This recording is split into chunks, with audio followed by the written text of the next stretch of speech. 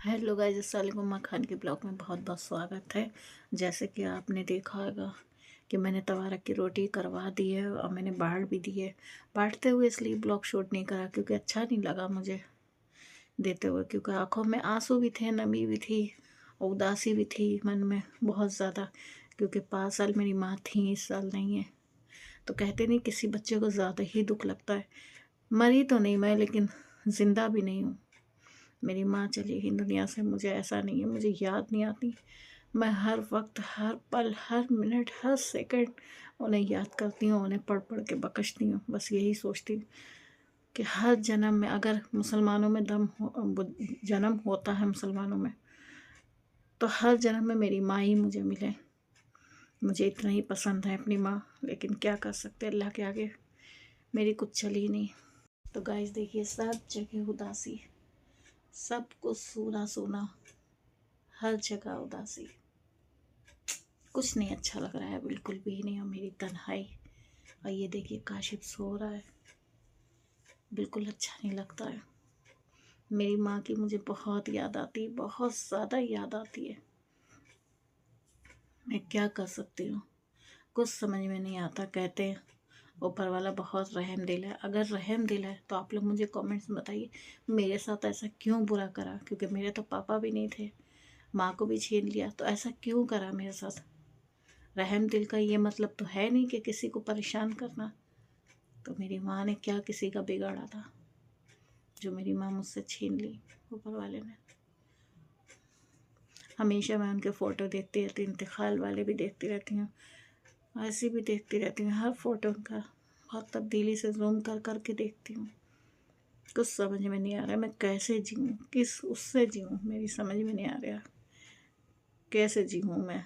और मैं तो यही कहती हूँ सबसे कि जिनके माँ बाप हैं उनकी कद्र करो। मैंने अपनी माँ की बहुत कद्र करी, लेकिन फिर भी पता नहीं ऊपर वाले को क्या मंजूर था, और मेरी माँ मुझसे छीन ली हमेशा के लिए। क्या कर सकती हूँ मैं। और मेरे घर की तन्हाई, जब मैं अकेले में बैठी होती हूँ गाइस, तो हर वक्त मुझे ये लगता है कि मेरी माँ यहाँ बैठती थी, इस दस्तरखान पर उन्होंने खाना खाया था आखिरी मेरे साथ में, उन्होंने ऐसा करा था। उन्होंने हर एक बात याद आती है कि उनका ये ख़रीदा हुआ फ्लैट भी है, तो मुझे गिफ्ट करा था उन्होंने रहने के लिए भी। तो यही सब सोचते रहते हैं कि एक माँ होती हैं कितना अपने बेटियों के लिए करती हैं, सोचती हैं।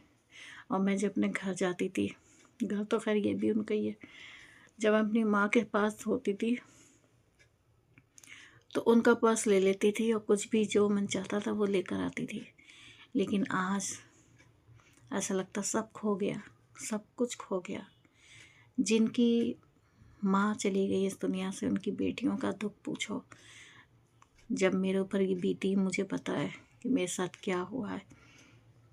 मैंने तवारक करवा दी थी और रोटी भी तकसीम कर दी थी।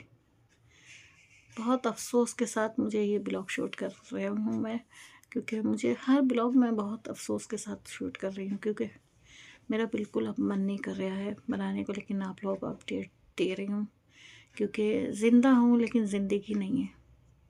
अब की शब रात भी आएगी और उसमें मैं अरफा भी करूँगी। जो सुन्नी मुसलमान हैं उनको पता होगा अरफा क्या होता है, तो मैं अपनी माँ का करूँगी। और बहुत मुझे 2025 मुझे हमेशा याद रहेगी। अगस्त का महीना मुझे हमेशा याद रहेगा। अगस्त के महीने से तो इतनी नफ़रत हो गई, क्योंकि इसी में मेरे पापा गए थे और इसी में मेरी माँ भी चली गई।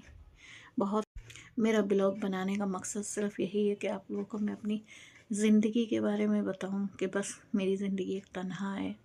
और आप लोगों को पता है मेरी ज़िंदगी में कोई रंग नहीं है, कोई भी रंग नहीं है, बिल्कुल बेकार ज़िंदगी है मेरी, क्योंकि मेरी माँ का सहारा था, वो भी चली गई और मेरे आगे पीछे कोई भी नहीं है।